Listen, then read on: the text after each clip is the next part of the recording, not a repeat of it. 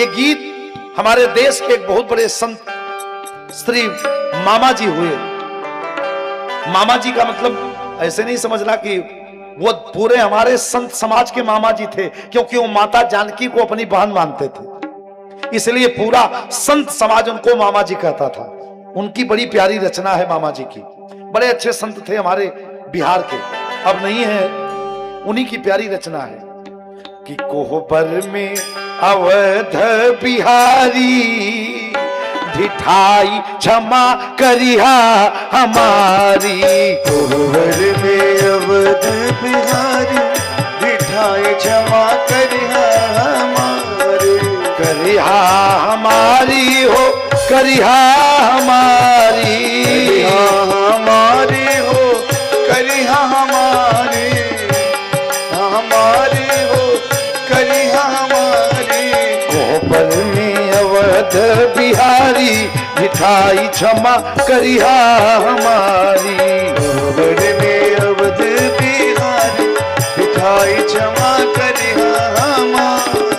हम सीता के सखिया सहेलरी, हम सीता के सखिया सहेलरी, हम सीता के सखिया सहेलरी, हम सीता के सखिया सहेलरी। ओ सरहद को साली जिठाई क्षमा करिहा हमारी।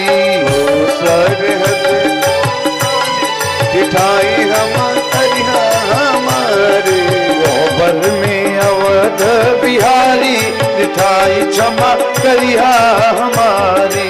कोहबर में अवध बिहारी मिठाई क्षमा करिहा हमारी। मेरे प्रभु कोहबर में गए और भगवान जनकपुर के वासी कहते हैं कि भगवान राम को 1 महीना जनकपुर के वासियों ने ससुराल में रखा। एक बार एक सज्जन मिले, कहे गुरुजी हमारा लड़का ससुराल बहुत जाता है। हम कहे आपको क्या कष्ट है? कहे वही कह रहे हैं पहले के लोग नहीं जाते थे।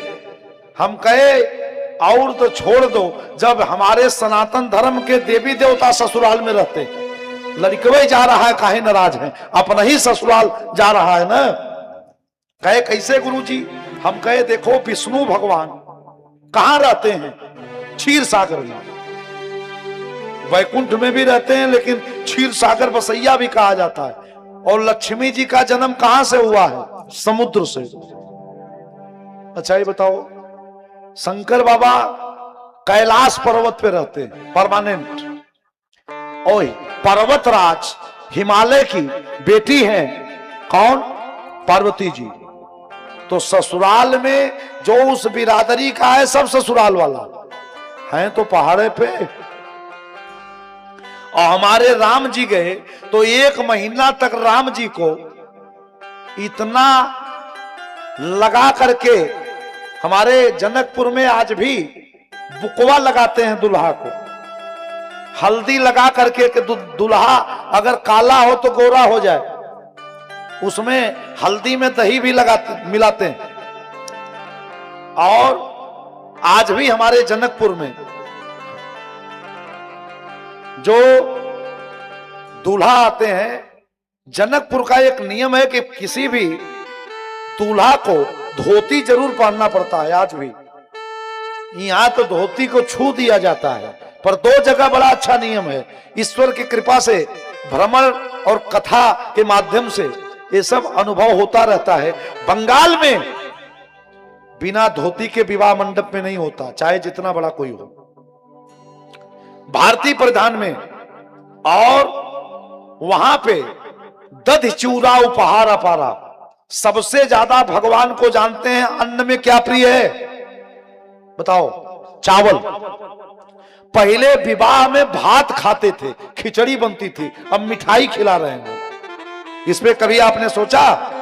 पहले खिचड़ी खिलाया जाता था, और खिचड़ी ही एक ऐसा व्यंजन है जिसमें दाल के साथ चावल मिला दिया जाता है, इसलिए खिचड़ी खिलाते हैं कि हम तुमको कन्या दे रहे हैं। और जैसे खिचड़ी में चावल में दाल को मिल जाती है तो कभी उसको आप अलग नहीं कर सकते, उसी प्रकार हमारे यहां कन्या को हम एक दूसरे गोत्र के वर के हाथ में हाथ दे रहे हैं, इसीलिए खिचड़ी खिला के ये बताया जाता है कि जैसे दोनों एक दो होते हुए अब एक हो गए हैं, वैसे आप दो भले हो, आज से एक हो जाना, इसलिए खिचड़ी खिलाया जाता था। आज रसगुल्ला, और आज जैसे विवाह होता है तोड़ा तोड़ी।